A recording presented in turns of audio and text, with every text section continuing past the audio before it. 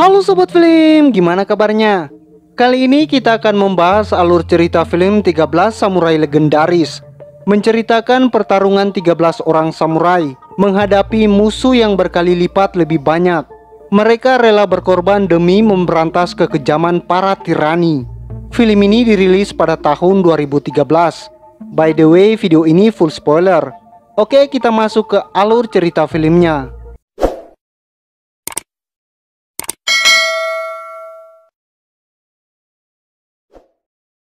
Scene dimulai dengan seorang pria yang duduk di depan kediaman klan Akashi. Dengan wajah yang penuh keyakinan, dia mengambil pisau. Kemudian dia melakukan harakiri atau seppuku. Harakiri ini dilakukan olehnya sebagai bentuk protes pada klan Akashi. Ini karena salah satu anak ketua di klan itu bertindak sangat kejam pada rakyatnya. Sang anak itu bernama Naritsugu. Dia selalu bertindak sewenang-wenang, bahkan cenderung kejam dan psikopat. Pernah pada suatu hari dia menginap di suatu tempat. Di situ ada seorang pelayan wanita yang sedang bersujud di hadapannya. Tiba-tiba dia ditarik dan dibawa ke dalam kamar. Lalu tanpa belas kasihan dia menodai wanita itu. Suaminya yang mengetahui hal itu terpaku tak bisa berkata apa-apa. Tiba-tiba Naritsugu menghunuskan pedangnya pada suami itu, tepat di hadapan istrinya. Tak hanya sampai di situ, Naritsugu punya hobi aneh yang gila. Dia suka memanah, tapi targetnya adalah orang-orang yang masih hidup. Suatu hari di sebuah keluarga, ayah, ibu, dan anak dijadikan target panah. Tak ada yang berani melawannya, karena dia anak keturunan shogun terdahulu. Semua bawahannya hanya berlutut menuruti kemauannya. Untuk kalian yang belum tahu, shogun sama dengan raja tertinggi yang memimpin di zaman itu. Jadi Naritsugu ini adalah anak raja, tapi tingkahnya kejam dan gila. Karena tingkah gila dari si anak ini, shogun ingin menyingkirkan Naritsugu. Dia akan memakai caranya sendiri. Dia lalu mengirimkan utusannya untuk bertemu dengan seorang samurai. Samurai ini bernama Shinsaemon, atau kita panggil saja Shinsa. Shinsa sudah tahu kegilaan Naritsugu. Dia bersedia untuk melenyapkannya dari peradaban. Sesuai perintah shogun, Shinsa pun menemui seorang muridnya. Dia bernama Hirayama. Shinsa bercerita mengenai misi yang diperintahkan oleh shogun. Hirayama pun ikut dalam misi. Lalu esok harinya beberapa ahli samurai pun menemui Shinsa. Mereka bersedia mengikuti misi ini. Malam harinya salah satu samurai rekannya Shinsa sedang jalan-jalan. Dia dihadang oleh sekelompok samurai lainnya. Dengan keahlian pedangnya dia berhasil mengalahkan kelompok samurai tersebut. Tubuh mereka yang sudah tak bernyawa lalu dibawa ke kediaman klan Akashi. Diperlihatkan seseorang bernama Hanbei. Dia merupakan tangan kanannya Naritsugu.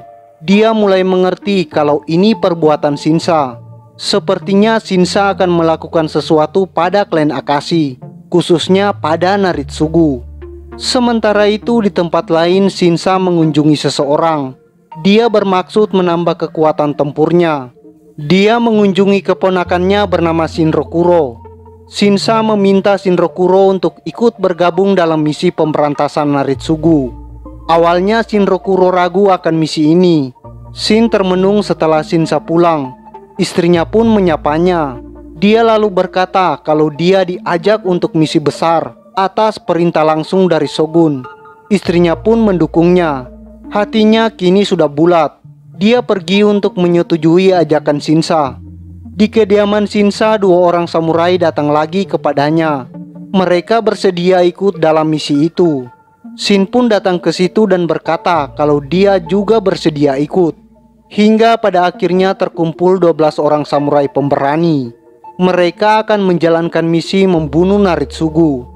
Mereka pun lalu berlatih selama berhari-hari. Beberapa dari mereka ada yang merupakan ahli bom dan jebakan. Ini sangat berguna di medan pertempuran nantinya. Waktu pun berlalu. Esok harinya mereka pun akan segera berangkat untuk memulai misinya. Tapi pada saat itu malam harinya sebelum mereka berangkat, seseorang mendatangi Shinsa. Dia adalah Hanbei, tangan kanan Naritsugu. Ternyata Hanbei ini adalah sahabat Shinsa. Mereka sering berlatih pedang sewaktu kecil hingga dewasa. Kini Hanbe tahu kalau Shinsa punya misi untuk membunuh Naritsugu tuannya. Di situ Hanbe berkata kalau dia akan melindungi tuannya dengan nyawanya. Walaupun mereka bersahabat, Hanbe tak segan-segan untuk membunuh Shinsa. Selesai berbicara, Hanbe pun pamit pergi dari situ. Keesokan harinya, rombongan dari Naritsugu bersiap melakukan perjalanan menuju kota lain. Sementara itu diperlihatkan kediaman Shinsa. Dia sedang memperkirakan kemana saja rombongan dari Sugu akan bergerak. Shinsa berencana untuk menyergap mereka di suatu tempat yang tidak biasa.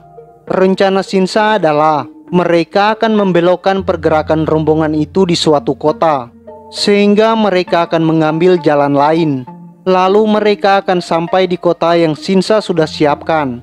Wilayah itu sebagai tempat pertempuran. Mereka pun berangkat dengan berkuda dengan kecepatan penuh. Di tengah hujan lebat mereka melesat menuju kota lain. Mereka mengejar rombongan Naritsugu. Setelah seharian berkuda, mereka lalu beristirahat di sebuah desa kecil. Tapi tiba-tiba beberapa samurai keluar dari sebuah kedai. Mereka menghalangi jalan Shinsa dan rombongannya. Mereka ini adalah anak buahnya Naritsugu. Mereka pun langsung menyerang Shinsa dan yang lainnya. Kemampuan kawanan Shinsa lebih tinggi dari mereka, sehingga anak buah Naritsugu bisa mereka kalahkan. Setelah itu Shinsa pun berkata, kalau sepertinya di desa dan kota lain kita akan mengalami hal yang sama. Mereka pasti dihadang seperti ini. Maka dari itu mereka pun memutuskan untuk pergi melewati jalan lain, yaitu melewati pegunungan. Setelah sekian lama berjalan di sebuah gunung, mereka sadar kalau sepertinya mereka tersesat. Di saat itulah tiba-tiba mereka melihat seseorang. Dia tergantung di atas terperangkap oleh sebuah jebakan. Mereka pun menyelamatkan orang itu. Orang itu sangat lusuh dan kotor. Sepertinya memang orang gunung yang hidup sehari-hari di alam liar. Dia memperkenalkan dirinya bernama Kiga.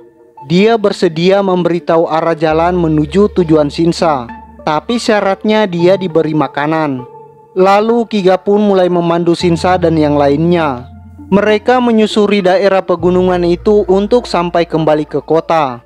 Sementara itu rombongan Naritsugu sedang dalam masalah. Di kota yang akan mereka lewati dihadang oleh masyarakat di kota itu. Ini adalah sebuah bentuk protes atas kegilaan Naritsugu. Dengan angkuh Naritsugu berjalan. Dia mendekati masyarakat yang memblokadenya. Tiba-tiba beberapa orang pasukan kota mengacungkan senapan pada Naritsugu. Hanbe tahu kalau kecepatan pedang akan kalah dengan kecepatan peluru. Dia sebagai tangan kanannya meminta tuannya untuk mundur. Sebaiknya mereka memilih jalan lain saja. Rombongan dari Naritsugu pun mengalah dan mulai menggunakan jalur lain. Sementara itu rombongan Shinsa sudah menemukan jalan kembali ke kota. Shinsa berterima kasih pada Kiga. Dia bermaksud memberinya imbalan. Tapi Kiga berkata kalau dia mau bergabung dengan Shinsa. Awalnya beberapa dari mereka tak setuju. Mereka bermaksud membuatnya pingsan dengan memukulnya. Tapi kepalanya sangat keras. Ini membuat semuanya heran dan takjub. Shinsa lalu berkata kalau sepertinya kekuatan Kiga ini bisa digunakan dalam misi. Shinsa pun setuju Kiga bergabung bersamanya. Kini jumlah mereka menjadi 13 orang. Mereka pun melanjutkan perjalanan hingga tiba di desa tujuan mereka. Di situ mereka disambut oleh teman Shinsa yang juga seorang samurai. Desa ini adalah desa yang akan Naritsugu lewati beberapa hari lagi. Maka dari itu desa ini disiapkan sedemikian rupa oleh Shinsa sebagai tempat pertempuran. Mereka mendapat informasi kalau rombongan Naritsugu berjumlah 70 orang. Dalam beberapa hari lagi akan melewati desa tersebut. Pada suatu malam Shinrokuro mengobrol dengan Kiga. Dia menyuruhnya untuk pergi saja dari situ karena akan terjadi pertempuran besar-besaran di sini. Kiga bukanlah seorang samurai. Dia tak punya kewajiban untuk mengikuti misi ini. Tapi Kiga tak mau pulang. Dia lebih memilih untuk ikut bertarung dalam pertempuran. Beberapa hari pun berlalu. Waktu perkiraan kedatangan Naritsugu sudah lewat. Shinsa bertanya-tanya apakah Naritsugu melewati jalan lain. Jika benar maka misi ini akan gagal. Namun Shinsa berkata pada rekan-rekannya yang lain, kalau kita menunggu saja beberapa hari lagi, dia yakin Naritsugu akan melewati desa ini. Hingga pada suatu pagi seorang rekan Shinsa melapor kalau Naritsugu sudah dekat mengarah ke desa itu. Ternyata rombongan dari Naritsugu sekarang berjumlah 200 orang, bukan 70. Shinsa yang mendengar hal itu tak gentar, malah dia membakar semangat yang lainnya. Mereka harus bertarung habis-habisan mempertaruhkan nyawa demi misi ini. Mereka pun keluar membawa panah dan busur. Mereka pun mengambil posisi bertempur. Sementara itu rombongan dari Naritsugu tiba di gerbang desa. Hanbei masuk ke desa terlebih dahulu. Dia mengecek apakah keadaan aman atau tidak. Dia melihat desa itu seperti desa biasanya. Masyarakat sedang berjalan kaki dan mulai hari-hari mereka. Tentu saja ini adalah trik dari Shinsa. Ini untuk mengelabui Naritsugu. Hanbei pun kembali ke rombongannya. Dia berkata kalau desa itu aman. Lalu mereka pun mulai memasuki desa. Ketika sudah berada di tengah desa, tiba-tiba Hanbei melihat beberapa pedang tertancap di tempat yang tak biasa. Dia langsung sadar kalau itu adalah jebakan. Dia menyuruh semuanya untuk kembali mundur, tapi terlambat. Gerbang desa tiba-tiba ditutup oleh gerbang kayu yang tinggi. Ini membuat jalan terblokir total. Mereka pun kembali ke jalan utama. Mereka berusaha menyeberangi jembatan, tapi rekan Shinsa sudah siap dengan bomnya. Jembatan itu tiba-tiba meledak membuat jalan terputus. Kini rombongan Naritsugu terjebak di dalam desa. Mereka tak bisa keluar kemana-mana. Dalam keadaan terjepit, tiba-tiba mereka melihat kawanan kerbau. Kawanan kerbau itu punggungnya terbakar, mengamuk ke arah mereka. Mereka pun kewalahan dan berlarian. Ini membuat formasi mereka berantakan. Di tempat lain beberapa bom meledak di jalanan. Ini membuat pasukan Naritsugu berhamburan dan tumbang. Lalu terlihat Shinsa akhirnya bertemu dengan Naritsugu. Dia menyampaikan pesan langsung dari Shogun bahwa dia diperintahkan untuk membunuhnya. Lalu sebuah anak panah melesat ke arah Naritsugu, tapi tembakannya meleset. Para prajurit langsung membentuk formasi untuk melindungi tuannya itu. Panah-panah terus ditembakkan. Para prajurit banyak yang tumbang karenanya. Seorang prajurit melihat sebuah rumah kosong.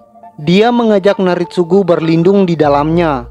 Tapi Hanbei curiga dengan rumah itu. Dia menyuruh para prajurit untuk masuk duluan.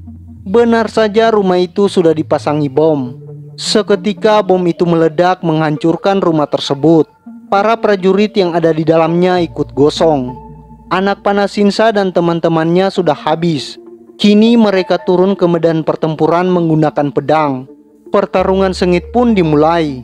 Pasukan Shinsa kalah jumlah. 13 samurai melawan 200 pasukan. Tapi mereka bertarung dengan berani dan dengan skill pedang yang tinggi. Sehingga mereka berhasil menumbangkan banyak prajurit Naritsugu. Sementara itu Naritsugu lari menghindari pertarungan. Prajuritnya berhasil mencari jalan lain di desa itu. Tapi di jalan itu mereka melihat keanehan yang tak biasa. Banyak pedang katana tertancap di sepanjang jalan.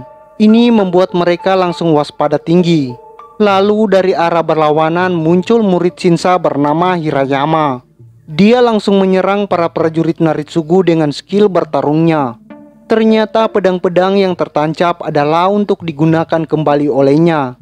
Ini agar pergerakannya semakin cepat dan efektif, sehingga dia lebih cepat dalam membunuh lawan-lawan. Hirayama mengalahkan banyak musuh dengan skill bertarungnya, hingga akhirnya dia sampai di depan Naritsugu. Dia pun bersiap menebas Naritsugu dengan pedangnya. Tapi di situ muncul Hanbei yang melindungi tuannya itu. Di tempat lain, Shinsa dan teman-temannya bertarung terus tanpa henti. Seolah-olah musuh tak ada habisnya. Satu persatu rekan Shinsa tumbang. Ini karena kelelahan dan luka yang sangat parah. Sampai pada akhirnya tinggallah Shinsa dan Shinrokuro yang tersisa. Dari pihak Naritsugu tinggallah dia, Hanbei dan 2 prajurit yang tersisa. Sebelum bertarung, Shinsa mengobrol dengan Hanbei. Dia berkata kalau dirinya pasti tahu Naritsugu ini adalah orang gila yang kejam. Jika suatu saat nanti dia menjadi Dewan Shogun, pasti rakyat akan menderita. Parahnya lagi, bencana akan terjadi. Tapi Hanbei orangnya keras kepala. Walaupun dia tahu kalau tuannya itu orang jahat, dia tetap akan membelanya. Karena baginya dirinya adalah seorang samurai sejati. Hidupnya hanya dipersembahkan untuk tuannya. Itulah jalan seorang samurai. Lalu pertarungan Shinsa versus Hanbei pun terjadi. Keduanya mempunyai skill bertarung yang sama hebatnya. Hingga pada suatu waktu Shinsa menendang lumpur ke wajah Hanbei. Ini membuat Hanbei kehilangan fokus. Lalu Shinsa menyabetnya dengan ganas. Hanbei pun kalah telak di situ. Kini tinggallah Naritsugu yang tersisa. Dengan berani Shinsa mendekati ke arah Naritsugu. Lalu Naritsugu menusukkan pedangnya pada Shinsa. Lalu Shinsa pun membalas tusukannya. Dia menusukkan pedangnya pada Naritsugu. Naritsugu terjatuh merangkak tak berdaya. Dia sekarang bisa merasakan kepedihan. Betapa sakitnya rasa pedang yang melukai tubuhnya. Selama ini dia banyak menyiksa orang tak bersalah. Tak sedikit pun ada rasa belas kasihan di otaknya. Kini dia merasakan sendiri rasa sakit itu. Rasa takut akan kematian yang sebentar lagi menjemputnya membuat dia menggigil. Hingga akhirnya Naritsugu pun tewas. Shinsa akhirnya bisa menyelesaikan misinya dari Shogun. Naritsugu telah dia habisi. Akan tetapi dia sendiri pun sudah kehabisan tenaga. Luka di tubuhnya pun sangat parah. Hingga pada akhirnya Shinsa pun tak bisa bertahan lagi dan tewas. Kini hanya Shinrokuro satu-satunya samurai yang masih hidup. Ternyata ada satu lagi yang masih hidup, yaitu Kiga si manusia gunung. Ternyata dia sangat kuat. Dia berhasil bertahan di pertempuran tersebut. Shinrokuro pun kembali ke rumahnya. Misi dari Shogun telah dilaksanakan. Film pun tamat. Dari film ini kita bisa mendapat pelajaran. Kelaliman harus dilawan dengan segenap jiwa raga. Petarung sejati tidak takut mati dan berani menghentikan ketidakadilan. Rakyat harus diutamakan. Jangan pernah berhenti melawan penindasan. Sampai jumpa di alur cerita film berikutnya.